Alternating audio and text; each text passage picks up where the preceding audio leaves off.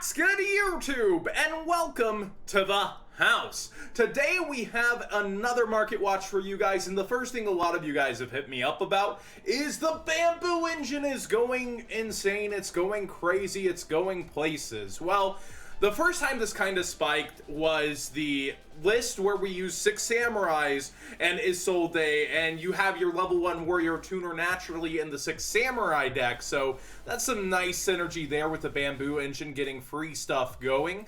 And then we have possibilities with other decks, and it just keeps going upwards and upwards in its potential for play. I used to play this in rogue and janky decks all the time to try to get some balance, especially things that would mill. But now the fact that Isolde is able to just send your cursed bamboo sword, get you either your broken or your golden depending on the piece you're missing, and help you with advantage, it's not so clunky anymore. It's actually just straight accessible from your extra deck, and that's very powerful, and it seems like a lot of people are taking notice. We see $20 ones cheapest.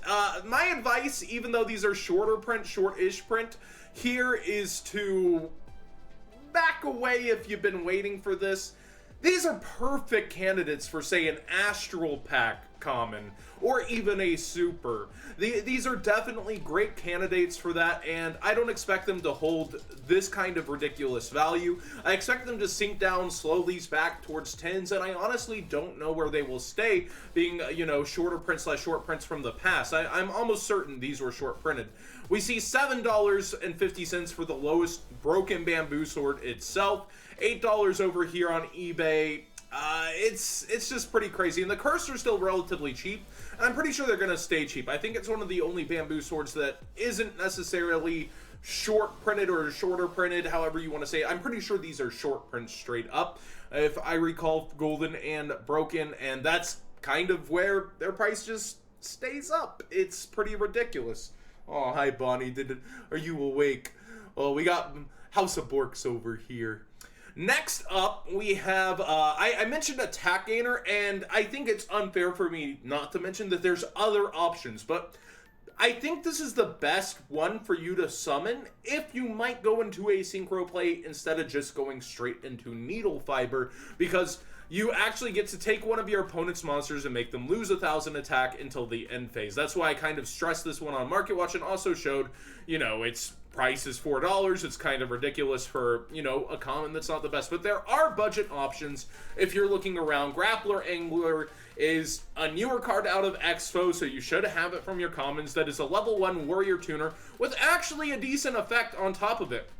When this card inflicts battle damage to your opponent by a direct attack, you can target any monster in your graveyard, not just a normal or something, and special summon it in defense position. So if you're looking at your resources, you're not going to be able to kill them, and you might be able to set up your board in different ways thanks to this card. It's not the worst thing. You actually see him fishing up Terra King Salmon, which has Monarch stats there.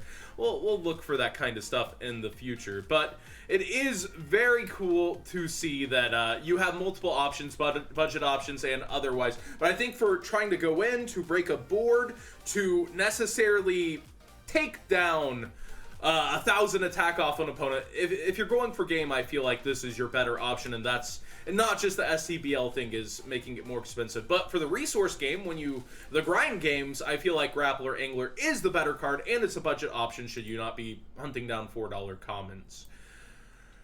Oh, there's so much Cyber Dragon support, and it just piqued my curiosity. I had to come look, and everything is up even more so past the ridiculous points, meaning either A, the sellers took those prices and rose them up even further, or B, they actually had sales.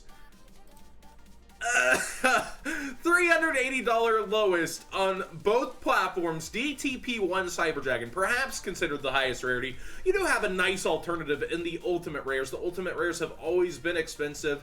I don't think they've ever really dipped under $30 in their history of price. You can't even find a near mint on TCG Player anymore. And let's go ahead and check eBay. Cyber Dragon Ultimate. Doggo's just trying to sleep here. Why are you keeping her up with the Market Watch? And let's go price plus shipping lowest first. Oh, we're gonna get all the protos and stuff, aren't we? Let's see here. Obviously, these are probably, yeah, we see damaged ones, read description, creased. you're going to have a flood. And we see an Air Mint one actually available around the 100 mark. So that the suggested listing was kind of right. And then it continues to just go crazy from there. Hey, a Gem Mint one. That's actually pretty hard to find with ultis. So if you were looking to spend just a little more than a DTP one on the current market, that's actually pretty cool to see a PSA 10. I gotta give props where props are due. You kept your cards in good condition. So, overall, my opinion of this is, hold off. The collector's market is crazy. Of course, this is a collectible card. Zane Shruzel from the anime. There's plenty of things to go around with Cyber Dragons, ulti power bonds, and power bonds in general are up. Everything's just going to continue to go that way, and it's pretty crazy when you're searching Cyber Dragon stuff. So keep that in mind. Even the regular DTs, you know, have been up. There's not many sales per se, though, at their inflated prices. So just back away, hold yourself off, chill out, and think to yourself, so why did I not already have these if I was such a big Cyber Dragon fan? Unless you're coming back to the game and you sold everything, then it's somewhat understandable. Somewhat understandable.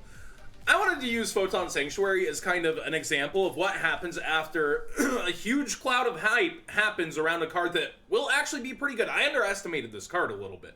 This will actually be pretty darn good, but we come over to eBay. Already, Secret Rare is listed at $350, $350, $375, while TCG Player over here is trying to hold the line at $670, almost double the price. And you see some listers like Super Games Inc., the bigger vendors coming in, being the lowest prices. These will sell out, and it'll continue to try to appear at some inflated price compared to where it used to be, towards $3, etc. This, you see the normal 90 cents? Yeah. So you definitely, you see almost... The Secret Rare, the highest rarity, has already fallen all the way back down on eBay because even though this was a harder to get card, quote unquote, it's still easy-ish to get because there were a lot that just weren't selling for a long time. No tokens got originally hyped with Link Summoning. Yes, it will be good with the generic light Link monster, our star, our shining star that is coming. But overall, this is just what happens when hype is way far off. And you'll see multiple volleys of buyouts as we head towards that time. But it's just going to sink back immediately as realistic stores want to make their money, such as Super Games Inc. Shoutouts to the big vendors out there actually helping tame the market a little. Just a little. Cosmic Cyclone. Oh, how you've fallen already. $42 for the Ultimate. We see Link Spider somehow hanging in at $30. Herald hanging in at $22. This is one of those ones you'll see fall towards $15 in my opinion. It's pretty bad overall for OTS Pack 7, but it's not the worst news. It's not like the worst tournament pack we've had in all time. They definitely had some hiccups along the way with Astral Packs, etc. And the Supers are pretty lit, and they're maintaining. They're doing pretty well, so way better than I thought they would be doing. It's a really nice spread, and this pack isn't doing as bad as I would have thought for the Super Rares overall, but the ultis are continuing to fall. Even Cosmic Cyclone, something you might side 3 of or main 3 of in certain formats, just kind of going by the wayside a little bit. We see it all the way down to 39 here on eBay as well. It's just a sign that, you know, the players, they're not going for the ultis out of this. But Konami, you did do a decent job with these super rares. Destrudo, please don't touch Ancient Fairy. Fossil Dig, Spiral Theft, it's actually a really good lineup. Dynamiscus, of course. I don't know how Leon Cholio is actually up higher on the list despite the lower price, but Dynamiscus was a good one as well. I'm pretty happy overall. I'm kind of surprised people aren't going for the Royal Magic libraries like crazy. Maybe I'm just like one of those nerds on Dueling Book that enjoys playing with my counters and himself trying to summon Exodia once in a while, but I'm kind of shocked about that price being all the way down there. Looking through further, Fairy Tale Snow has been dripping down, $575, perhaps Banless Fears, as it's actually $675 lowest on eBay, so TCG Player winning on a few of them still. This is why you always check both, and if you're not too scared of the ban list, this is not a bad price at all, and there's 9 of these. 3 whole play sets for you guys at the lower price. That's pretty nice. Remember, this did spike earlier, so it's nice to see it fall all the way back down towards the price that it was at. But we're starting to see supers hang out a little more, and the last one falling mainly due to Impermanence being the superior card. But if you're a Paleo player and you've been waiting, you might play Impermanence alongside lost win. So something else to consider picking up for cheap right now. If you find other things from these listers, because since they only have one copy below the $2 mark. And I just wanted to emphasize, finally, it's so weird to look through OTS, Astral Packs, etc. We actually see Mass Hero Darklaw here, betrayed from my fiance. Goodbye, Bonnie. Goodbye. Are you figuring out how to get down? You need some help there?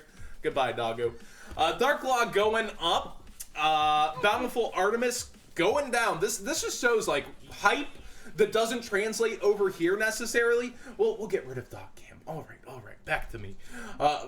Bountiful Artemis going down over time just shows, like, failed hype. The counter fairy structure deck was so awesome when in our minds, in our Theorio minds, and it just didn't translate to the playing field. And you see over time, Artemis just started to fall even from the price it was at before the hype. So at $15 for ultis, that's a decent pickup right now if you've been waiting, but it kind of shows. So Darklaw keeps repeating this. It's waiting for its moment of validation, but it keeps spiking on up with a lot of the hero stuff. Everyone's like free Stratos, but what's it been doing? And it's had like 7 volleys of buyouts in the past half a year. It's actually just insane.